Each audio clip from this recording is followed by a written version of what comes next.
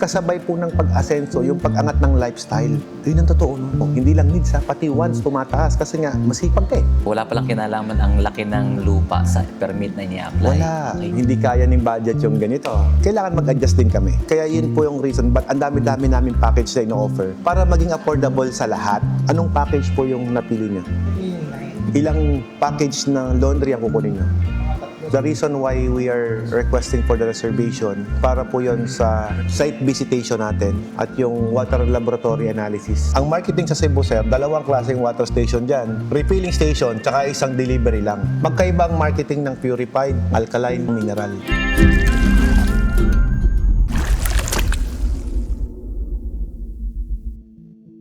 Nung nag-start kasi ako ng negosyong tubig dito, marami ng water station dito. So para makasabay ako, kailangan kong magpahiram para makakuha ko ng customer. Pero nung na-try nila yung tubig ko, kahit na ibinebenta ko na yung galon, kumukuha pa rin sila. Sa una, bagulpi muna ako. Then eventually, nung nagustuhan yung tubig mo, nagustuhan yung service mo, balik-balik na sa'yo. So ito naman po yan. Paano nga kung naging stricto ka, hindi man lang nila natikman yung tubig mo, hindi nila nasubukan yung servisyo mo, kukuha ng customer. Simula nung naka-1,000 container ako, hindi na ako bumili ng galon na pinapahiram ko. Lahat yon benta na. Ang puhunan ko talaga, machine, 1,000 galon. Tapos yung sinasabi kong 7,000 pieces na container, 6,000 doon, binenta ko na. Hindi na akin yun. So technically, ang puhunan ko is only 1,000 container na hindi ko na alam kung saan napunta. Ma'am, ang tagal na po 2008 pa yun eh. Tsaka ma'am, ang galon po, pagka naka 20 refill na yan, bawiin mo na yan ma'am, huwag mo nang habulin. Magkano ba ang tubig? 35. Magkano yung galon? Noong time na yun, 125 lang, 120. Sa 10 refill, magkano na yun? 350. 10 pa lang yun. Kung 2 po, bawi mo na, doble. Tapos hahabulin mo pa, sir. Kumita na. Di ba? Sir Alfred, naubos na yung kita namin, napunta na sa galon. Pero tignan mo naman yung buhay ninyo, guminhawa eh. Nakabili kayo ng sasakyan eh. Paayos nyo yung bahay nyo eh. Kasabay po ng pag-asenso, yung pag-angat ng lifestyle. Yun ang totoo nun. Hindi lang needs ha, pati wants tumataas kasi nga masipag ka eh. Dati nga ako, makapag-grade lang ako ng Baguio, masaya na ako eh. Ngayon, pagpunta-punta na ng Germany, tumataas na yung lifestyle. Masipag naman ako. Kumbaga, sa stress naman po na nangyayari po, deserve ko naman. You need to enjoy the fruit of your labor. Yes. Para saan pat nagwo-work ka? You have to enjoy. Amen. Agree po ako doon. No, I agree naman pala si Sir. Sabi nga namin ng asawa ko, pag wala kaming utang, wala na yung challenge eh.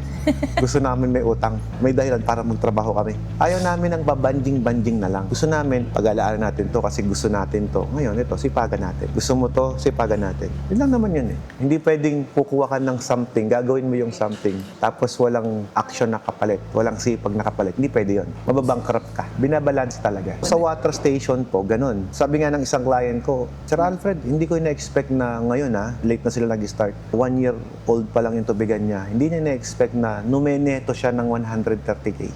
150K, 130K monthly.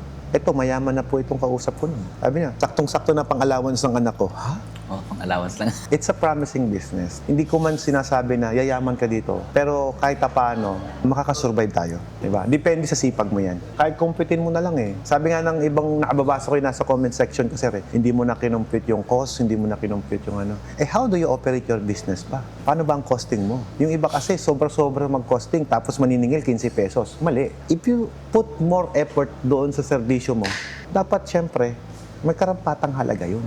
If you want a good quality products, good quality service, may halagang katapat yan. Hindi ka pwedeng mura na utang pa. Hindi pwede yun. Kung ano yung quality na ibinibigay mo, yun din yung services na ibibigay mo sa customer para hindi ka iwanan. Wala palang kinalaman ang laki ng lupa sa permit na ini-apply. Wala. Okay. Water station is parang relationship between the operator and the family lang po. Yun lang. Kayo, nasa servisyo kayo eh. Alam nyo na yan. Hindi ko na kailangan i-explain sa inyo everything. Baka may mga katanungan din po kayo, Doc. Interested kasi kami, aside from the water station, also with the... Laundry, okay. Pareso pala kayo walang idea. Dapat po pala nagsama na po talaga tayo. Anyway, sige. Let's do it. Yung process, wala, hindi pa na masyado. Okay, this is the process po talaga, Doc. I'll be honest. Pera po talaga pakikilusin natin dyan eh. Ayoko naman kayong sales stock na. So lahat po yan, pagaganahin po ng pera. Anyway, ganito po yan. When you wanted to start, syempre, you have to make a commitment. Para saan yung commitment? Kasi i-assist namin kayo from the start. Kami yung magkatrabaho for you. Paano kami magkatrabaho kung wala tayong commitment? Yun ang totoo nun. We could give you advice, layout, ideas kung paano nyo sisimulan. But eventually, sir, syempre, kung paano natin i-start, kailangan natin pag-usapan yung budget. Sample lang sample. Hindi kaya ng budget yung ganito. Kailangan mag-adjust din kami. Kaya yun po yung reason ba't ang dami-dami namin package na ino-offer para maging affordable sa lahat, para maging option. Diba? Kasi may mga customer na, ito muna. Then, pag lumakas, upgrade na lang natin. Pwede naman yun. Siyempre, yung mga puno ang bulsa, maraming budget, mas nagiging mas efficient po yung simula nila. Bibili ka ng machine, for example, package 9, diretso. Ang puhunan mo sa isang container na ganyan, piso. Ilaban mo doon sa package 4 namin na ang puhunan mo sa isang container, 5 piso. So, technically, mas kumikita ng malaki yung 9. So, yun ang advantage ng may puhunan versus sa kulang yung puhunan. Talagang dadaanan ng hard way yung less puhunan compare sa may puhunan. Kaya kapag tinatanong ako, ano bang the best package? Siyempre, yung pinaka-high-end namin, yun ang the best. Kaya nga may high-end, may low-end 2 days ago, may pumunta rito, nandun na sa cashier 2 beses na bumalik dito. Bumibili package 1. Saan nyo po ilalagay? Dito daw. Sabi ko, sorry sir, mag-ipon ka muna. Nireject ko po yung payment. Benta na po yun. Kasi gusto ko, sa market na to, namin dito, purified ang kalaban mo rito. Then you wanted to compete with the mineral package. Hindi ka makakabangon dito. Ako lang makakabenta. Hindi ka makakabenta. So sabi ko, ayoko naman na 2 months pa lang, yung machine ko, binibenta mo na. Hindi kami after sa volume of sales. Kasi kung habol ko volume of sales, mag-branch ako. Pero dito lang pansin nyo, dumayo kayo dito para lang makabili sa amin. Kasi sa totoo lang po, ang minamarket namin is yung long-term partnership sa mga client namin. Gusto ko, pag kumita ako, syempre, technically, pag nabentahan ko kayo, kikita ko Kayo naman, in return, paano kayo kikita? Yun naman ang approach natin. On your case po, since dalawa yung plano nyong bilhin, kung kaya niyo yung 9, you go for 9. Pwede yung installment kung medyo kulang. Para at least may start nyo po ng tama. Yung itinerms ninyo, bababawi nyo po yun sa efficiency ng machine. Yung laundry kasi, as of the moment, since dealer po kami niyan, kakasyo talaga yan. Pero don't worry, pag sinabi naming package, ibig sabihin, libre ang installation. Sa iba po kasi, nakabukod ng installation plus 200,000.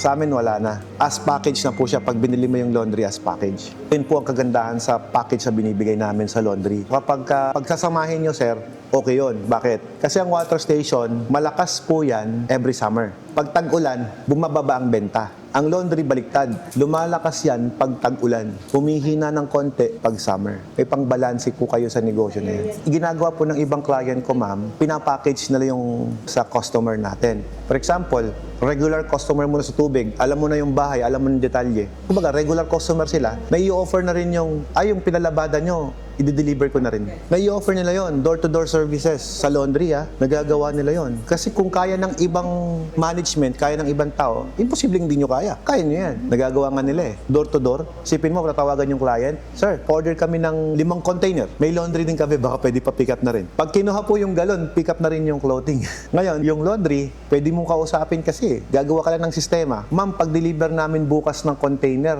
yung labada nyo, deliver na rin namin. Tapos na yung labada. Kasi, eto, saglit lang 1 hour, tapos na yung labada mo, tuyo na Nakapold na yan. Hindi naman kamukha ng traditional yan, sir, di ba? Sa amin, tumatagal ng 3 araw. Ang labada, magkano per kilo? Per load niyan, 45 pesos, 50 pesos. Depende pa sa lugar. Kung ilang kilo yung pinalabas sa'yo, magkano yun? Di-deliver mo, diretso na. Hindi man ginagawa ng ibang laundry kasi walang water station. Yung ibang laundry, dalhin mo sa shop ko. Pag malinis na, balikan nyo bukas, babalikan yon. Hassle pa rin yun. Kung ako nag-o-opisina, hindi ko na mahatid doon May trabaho na ako So minsan, pagpunta ka sa laundry shop, kailangan mong mag-overtime lagi sa mga tao mo kasi nga, doon pa lang pupunta yung mga customer mo. Yung sara ng ibang opisina, dapat yun yung bukas mo. Yung linggo mo, kailangan nang magbukas kasi nga, yung mga ibang nag-o-opisina, for 1 week, doon pa lang papalaba yung damit mo. At sa negosyong tubig din po, linggo malakas. Ginagawa naman po namin, pagka ganyan, nagre-relyebo yung mga tauhan. Yung nag-day off ng linggo, pinag-day off na namin ng Saturday para pasukin yung linggo. Nasa pakikipag-usap pa rin sa mga empleyado kung papaano yung management ninyo, yung sistema ninyo, kung papaano nyo siya i-manage. Balik rin tayo doon sa paano nga ba simulan. Mag-usap naman na po kayo ng staff ko. Anong package po yung napili nyo? Ilang package na laundry ang kukunin nyo? Kasarapan yan 3. Pero I think dadami po yan. Amen. Ganyan po lahat ng mga tubigan na kinabit namin Yung mga nagpa-install sa amin, 3 lang muna. Tapos ilan, papakabit ng 5, another 6, ganyan. Kung kaya nyo yung 5, sir, mag-5 ka na. Mag-yelo. O sige, magtatlo ka na lang muna tapos mag-yelo ka din. Maganda din ang yelo, sir eh. Dito po, kumpleto rito. Maglo-laundry ka, may presyo naman na tayo. Andiyan naman na po yung sa brochure natin. Kung decided na po kayo doon, ang gagawin po natin po dyan, pwede kayong mag-reserve. Pag nag-reserve po kayo, pupuntahan po kayo sa area ninyo, bigyan kayo ng layout ng building, site visit, tapos pwede po kaming kumuha ng water sample doon, ipapalaboratorio namin para at least yung machine ma-start na rin namin gawin. Paano kami makakapag-suggest? Hindi nga namin nakikita pa yung lugar.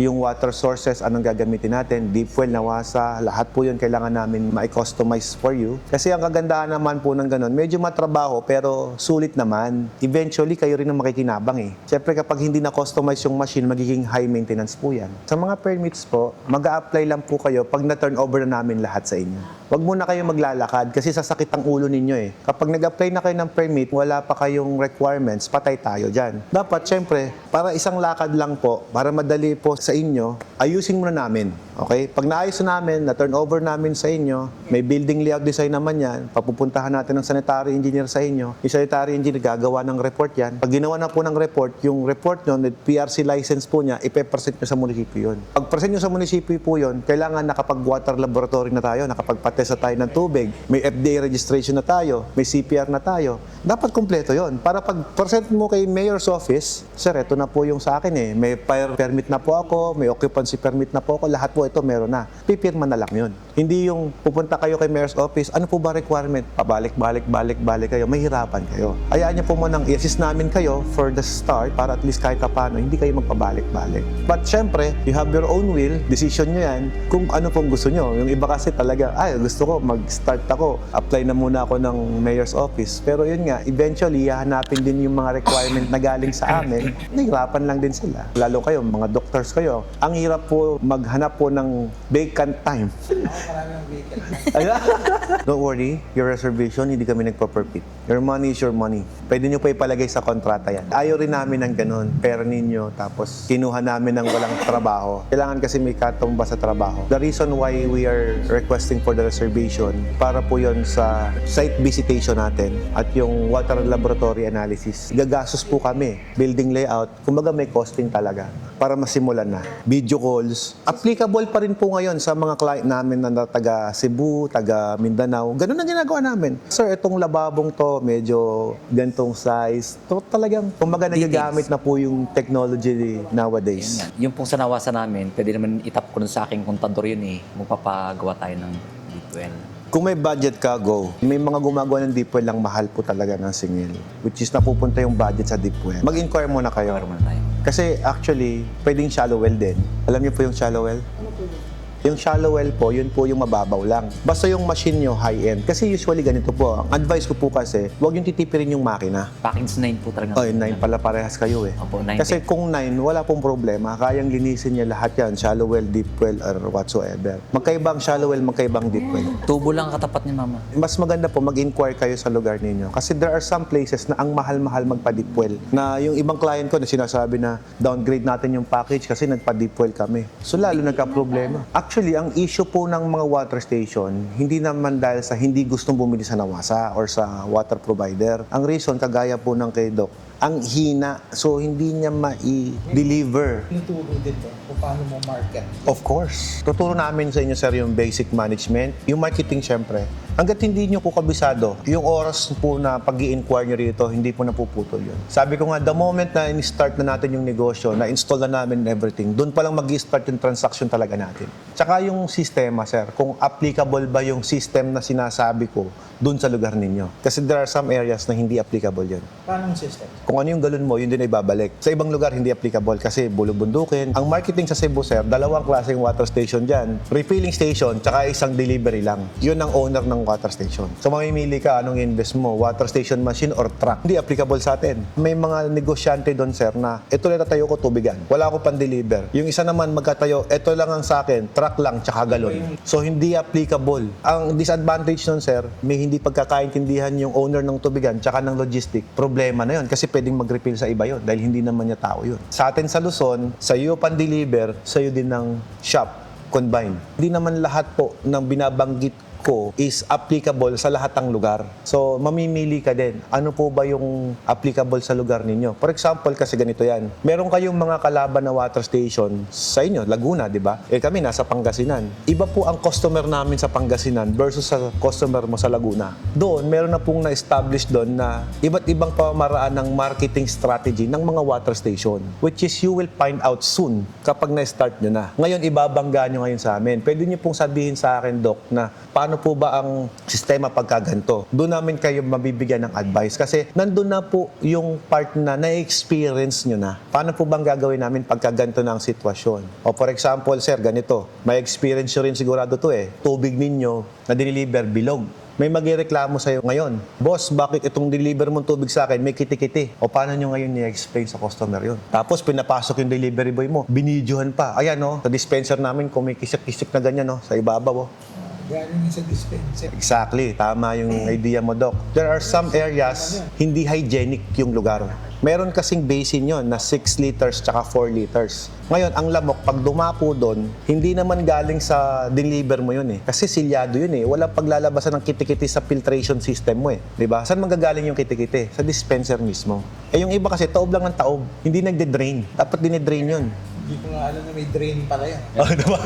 Kaya yung mga dispenser po, mayroon silang drain sa likod na bubuksan. Kasi imagine nyo po, dumapo yung lamok doon. Siyempre, natanggalin pa yung selyo Nadapuan na. Nangitlog na yung lamok doon. Tapos pag taob na gano'n, nandun na siya. Ngayon, nabuhay yung mga larva, yung kitikiti. So doon nakikita po yun. Yung mga ganong klase na sitwasyon, siyempre, kung baguhan ka, madidisappoint ka sa akin. Kasi ba't ganito yung machine natin naglalabas ng kitikiti? Sir, ang pinag-uusapan natin, 0.001 micron, saan lalabas yung kitikiti dyan? Even bacteria, hindi makalusot Di ba? So nangyayari po yung mga ganong case-to-case basis na may experience nyo lang yan once na nandyan na po kayo. Iba-iba po kasing tao ang makakausap ninyo. Iba-ibang tao ang makakaharap ninyo. So, how do you deal with them? Kayo po ba yung operator na sabihin nyo, ay, pasensya na po, palitan na lang po natin. So, tinanggap mo na mali ka doon. Kayo po ba yung operator na sabihin mo, ay, ma'am, wala pong kitikiti yan. Pero ganito po kasi ang nangyayari. Ganito po yung dispenser ninyo. I-explain nyo po sa kanila. So, yung mga staff natin, actually dapat, alam din nila kung paano ipapaliwanag yon. There are some operator ng water station, tinatanggap nila na mali sila, which is, para sa akin, mali. Dapat i-explain nyo yun kasi malinis. Magkaibang marketing ng purified, alkaline, mineral. Magkakaibang approach. O for example, Doc, paano mo ibebenta sa akin yung purified mo?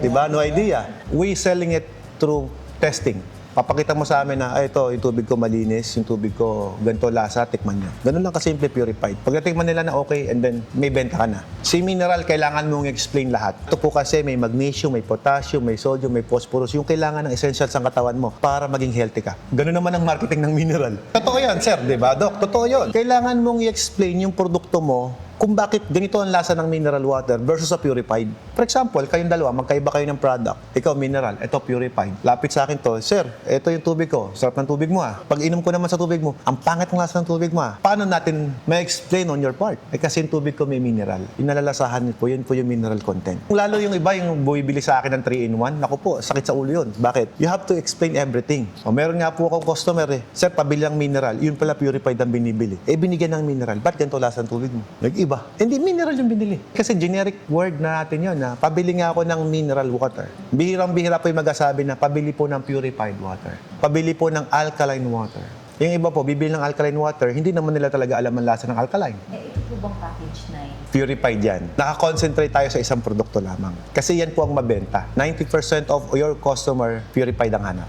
Punta ka 5-star hotel, wala nag-serve ng purified dyan, lahat mineral. Magkakaiba po siya ng approach, magkakaiba ng marketing. Kung marami pa po kayong mga katanungan, for example, ganito. Yung mga tanong po kasi lalabas na po yan kapag nandyan ka na. Sa ngayon kasi, medyo less ang tanong. The moment na na-experience mo na, dun ka palang magtatanong. Yun ang totoo nun. Actually, pwede naman kayong mag-book ng oras sa mga staff ko kung may mga concern kayo para at least direct ako kayo makausap. Pero actually sila, kaya na nilang sagutin yung mga concern ninyo. Well-trained na po yung mga yan. Habang kasing kausap po kayo, may kachat po siya, may ina-assist po siya.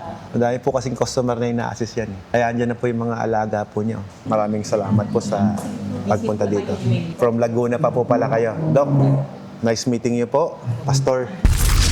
Sa totoo lang po, yung salitang bankrupt sa water station, basta tama ang simula. Imposible Sir, yung internet ko sa barko, puro watermarks yung papadod ko. Kaya pa tumaas ang algorithm ko, sir, dahil sa'yo Ang dami oh. sa membrane. Paano mo siya malalaman, sir, na siya yung may diferensya? Dalawang klase ang problema ng membrane. Yung isa nagbara. Regarding doon sa may aqua, sir, nagkaroon ng brownout, sir, dito sa 1 o'clock, sir. Yung time nito na nakaset sa kanya, Hindi magbabago. Package 10 kami, di ba? Ito kamo, pinaka-ultimate na ng Watermax tong sa amin. Hindi ko nang bahalang mag-market doon, sir. Kasi kahit magtayo sila ng ibang water station doon, mahirap kang tibagin, sir, eh, kasi package 10 yung pinag-uusapan. Kayo mismo, as operator ng water station, nag-set kayo ng standard doon sa quality, service, and operation na gusto nyo, right? Ngayon, kung hindi makakapasa yung tauhan na yun sa standard mo, anong gagawin mo?